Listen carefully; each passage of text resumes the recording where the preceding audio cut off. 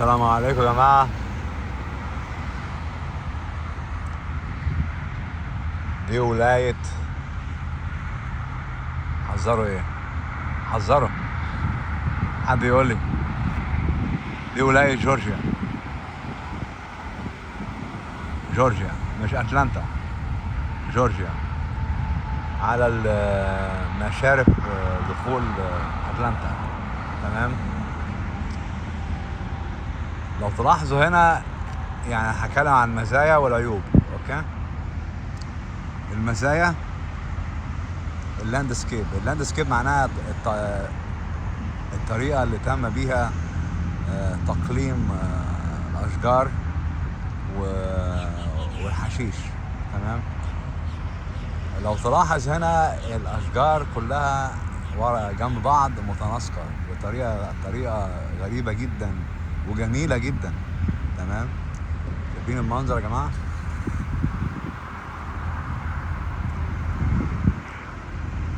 أنا هقرب لكم شوية. أوكي.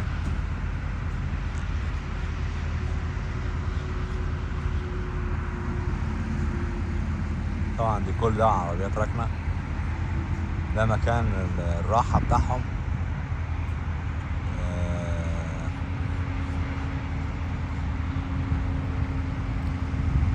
واحد يقول لي ليه حاطين هنا مكان على الشجرة no bat in picnic area. no bat in picnic area معناه ايه؟ مفيش كلاب او قطط في الحتة دي. ماشي. هفهمكم ايه السبب. اوكي. تمام. ده يعتبر عيب ومش عيب. نمرة واحد، العيب بتاعها انها مش انيمال فريندلي، مفيش نوع من الصداقة للحيوانات جامدة اوي. اوكي. وده الانطباع اللي انت ممكن تاخده، صح؟ يمكن الناس هي قاعدة هنا ممكن حد يخاف من الكلاب مثلا، معرفش. اوكي. بس الناحية التانية، اوكي، هنبص عليها. شايفين الساين دي موجودة هناك؟ بات واكن اريا. شايفين العلامة الصفراء دي اللي هي على الشمال؟ بات واكن اريا يعني معناها انك انت ممكن تخلي الكلب يمشي في المنطقة اللي هناك دي خالص. بالتالي مسموح وغير مسموح. هنا نو بات الاو، بس الناحية التانية بات الاو. اوكي. البيكنيك اريا بصراحة يعني عايزين رأي يعني بأمانة. اوكي. بالذات لما بيكون الجو حر قوي وتقعد تحت تندة من الحاجات اللي بيسموها كنبي في الأماكن دي. ممكن مثلا تعمل أكل، تاكل، تشرب حاجة زي كده لو أنت على سفر يعني مدة كبيرة والكلام ده. في ناس بتجيب معاها الأكل بتاعها وتاكل هنا، ناس كتير جدا، واخد بالك؟ كله بقى عايز يوفر بقى، بالتالي يجيب الأكل وياكله هنا. تعمل سندوتشات، تعمل اي حاجة تعجبك يعني. اوكي.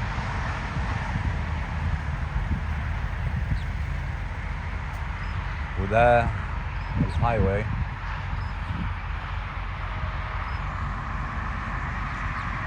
معلش يا جماعة نسيت اعمل زوم اوت على التليفون. اوكي. ده الهاي واي.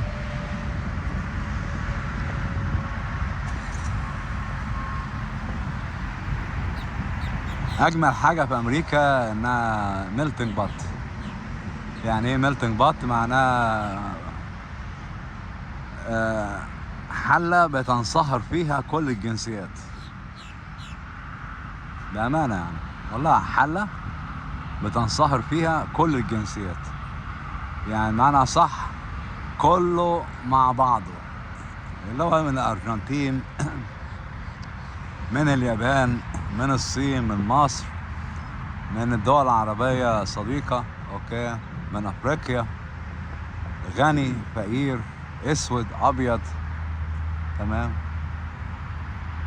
آه، اي ديانات، بوذية، كله على بعض هنا، كله ما عندوش ديانة خالص. اوكي، تلاقيهم قاعدين هنا كلهم.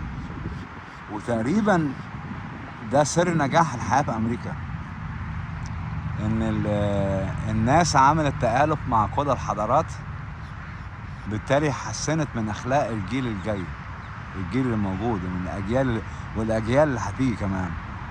لما يكون الاجيال تتعود على احترام الاخرين، تمام، وبتشوف جنسيات اخرى، بيتعودوا على الناس ودرجة العنصرية تقل. انا ما قلتش امريكا فيهاش عنصرية، خلي بالكم، انا مش اهبل، لا امريكا فيها عنصرية جامدة، اوكي، بس قلت لان في اجيال تانية بتيجي. العنصرية دي من ايام الستينات يا جماعة. لما الجيل ده يروح بقى خلاص يتكل بقى وياخد تذكرة للآخرة، تمام، اوكي، الاجيال اللي هتيجي بعد كده ما اظنش هتكون بنفس الحدة بتاع زمان، بتقل. يعني انا بشوف عيال بتوع الجامعة مثلا، بلاقي مثلا البنت ماشية مع واحد اسود، ماشي، او الواد ماشي مع واحدة سودا. بالتالي يعني دي حاجة برضو كويسة، اوكي، صداقات مع كل الناس. الناس دي قاعدة تاكل ايه، بصوا، شايفين الجمال، واخد بالك، مبسوط قوي، عمال يفتح الاكل، عمال ياكل والكلام ده. طبعا من شكلهم كده من بره شكلهم مكسيكي، اوكي، اعرف الجنسيات انا من شكلها على طول، اوكي، مكسيكان. ومعروف ان المكسيكان بيحبوا الاسره، زي الفلبين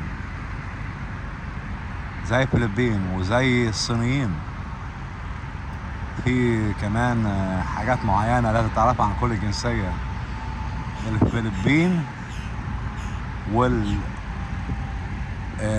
الصين، واللي اكتر المكسيكان يحبوا الاسرة حب عبادة، وعندهم حاجة اسمها تقديس الاسرة. بالتالي لما بيخرجوا دايما يخرجوا مع العيلة من غير حتى مسألة، انا متأكد انها عيلة، متأكد من كده، تمام. انا مرة هعمل فيديو على الجنسيات المتعددة أيهما أكثر باحترام الأسرة. هل مصر تكسب في الموضوع ده أم لا؟ لا، مصر في الواقع ما كسبش. مصر جاءت في ذيل المقدمة. اللي كسب في الموضوع ده الفلبين، بأمانة، الفلبين هي اللي كسبت. وأنا هوريكم مرة فيديو عن الموضوع عشان أثبت لكم يعني، تمام.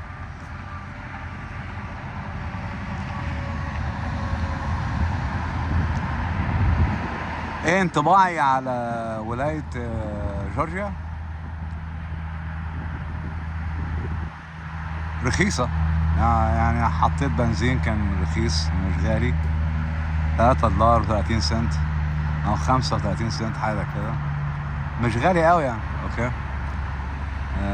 اسعار طبعا الاكل جوه في الاستراحة كلكم عارفين ان الولاية بتحط تحكم في الاسعار ده، بالتالي الاسعار غير مبالغ فيها بالناس، بس مش هتكون ارخص من جنوب كارولينا اللي هي ساوث كارولينا. انا وريت لكم الفيديو التاريخي، انا اعتبره ليه تاريخي لان دي معلومات اول مره في حياتي انزلها، اوكي، ان ارخص ولايه موجوده فيكي يا امريكا ساوث كارولينا، وكمان مور فريندلي للحيوانات. يعني ما عندهمش الساين يقول لك ايه نو بات ان بيكنيك اريا، مفيش الكلام ده خالص، اوكي. ده بالعكس، ده بيحبوا الحيوانات حب عباده، يعني ده الحيوان ده يمكن اهم من الحيوان من الانسان ذاته، بالتالي مش هيحط الساين دي. وبعدين حاطين هنا ايه اوفر نايت باركينج بروهيبيتد، اهي الساين هنا جنب العربيه البيضاء اللي هناك دي، اوفر نايت باركينج بروهيبيتد، يعني ما تقدرش تركن العربية بعد الليل يعني اوفر نايت. ما اظنش يعني انهم جديين قوي في الموضوع ده، لان 3/4 الناس اللي هنا كانوا نايمين يعني. بالتالي ما اعرفش ايه الصايم دي، يعني ايه يعني معناها ما تعرفش تركن عربية؟ طب ما ده مكان راحة يعني، ما طبيعي جدا انت هتنام اوفر نايت. الكلام ده مش موجود في ساوث كارولينا، ماشي، مش موجود في نورث كارولينا. انا بركز على ساوث كارولينا بالذات يعني، لان ساوث كارولينا هي اللي عجباني دلوقتي حاليا، انت في المقدمه. يعني انا لو كان جسمي يتحمل الجو الساقع بتاع ساوث كارولينا كنت نقلت فيها، بس انا واحد من الناس ما اقدرش اتحمل البرد في الشتاء ابدا، ما بحبوش. بالرغم انا بقالي سنين في امريكا ما اقدرش اتحمل الموضوع ده. في ناس تحبه، تمام، بالذات البنات. الانثى بطبيعه الحال عندها قدره فسيولوجيه ربنا اداها لها، يعني دي هديه من عند ربنا، ان جسمها يتحمل درجات البروده. لان معروف ان المراه عليها طبقات دهن كتير اكتر من الراجل. طبيعتها كده، طبيعتها كده، ربنا خلقها كده، تمام، عشان الولاده والكلام ده كله، تمام ولا تمام. بالتالي طبقات الدهن الموجوده عند المراه بتديها حمايه ضد البرد. عشان كده احيانا في ناس يقول لك ايه، ازاي دي لابسه لبس قصير كده قوي والجو برد؟ ايه ده؟ لا دي اكيد غاويه تبين جسمها. يا جماعه مش باين جسمها، هي المراه لا تتحمل الحر بصفه عامه، لا تتحمل الحر عكس الراجل. يعني انا ممكن البس بنطلون والبس فانيلا كم طويل، تمام. المرأة لو هي عندها الامكانية، يعني ما قلتش كله طبعا، لو هي عندها امكانية هتلبس شورت قصير وفانيلا، واحيانا جيبة مثلا قصيرة، تمام. مش عملية اظهار مفاتن، بس هي العملية كلها الجو حر لا يتحمل، اوكي. بالنسبة لنا احنا الجو ساقع، بالتالي المرأة تتحمل الشمال الامريكي اكتر من الراجل. يعني انت لو معاك زوجتك يعني او قرايبك مثلا من الانثى وتيجي شمال امريكا، اللي هيحصل حاجة عجيبة قوي، انها ممكن تحب المكان ده اكتر منك، وانت تقول لها حبيبتي انا عايز اسافر، لا انا مش عايز اقعد هنا. يعني انت تقول لها مش عايز اقعد هنا، عايز اروح مكان دفى، هي هتقول لك لا، تمام. حاجة عجيبة صح؟ بس دي الحقيقة، تمام.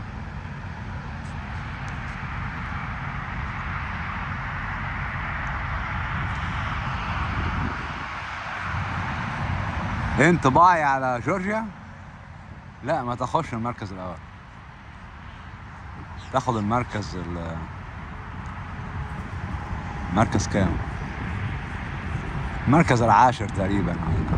لا ما تاخدش المركز الاول. انطباعي نظيفة طبعا، ده لا جدال، يعني نظيفة جدا، طبيعة جميلة، ما اقدرش اقول وحشة يعني. بس لما لقيت الساين دي والكلام ده كله، يعني حسيت كده انهم يعني غير فريندلي يعني، مش كده؟ بالتالي عادي يعني، كل ولاية لها عيوب ولها ايه مزايا. هو كمان في اتلانتا جورجيا غالية جدا، مش رخيصة يا جماعة، ومعدل الجريمة فيها عالي اكتر من فلوريدا، تمام. بالتالي ملاش ميزة قوي يعني. بس في ميزة بقى في اتلانتا جورجيا هتعجبك قوي، المطار بتاعها يعتبر من اكبر مطارات امريكا، مطارات ضخمة جدا، عامل زي مطار هيثرو، اوكي. بالتالي المطار كبير جدا وعامل زي مطار دبي والكلام ده، كبير قوي يعني. طبعا انا ما روحتش المطار، بس اصحابي قالوا لي يعني على المطار انت ممكن تتوه هناك، وفعلا ممكن تتوه. انا مش عارف عندهم كام تيرمينال اللي معناها بوابة للطيارات، تيرمينال. اوكي، تقريبا عندهم 10. في فلوريدا عندهم 3 بس. بالتالي فلوريدا حاجة وجورجيا حاجة تانية.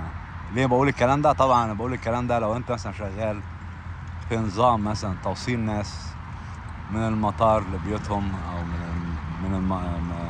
او من بيوتهم للمطار، يبقى جورجيا هي ده المكان اللي ممكن تعمل فيه فلوس.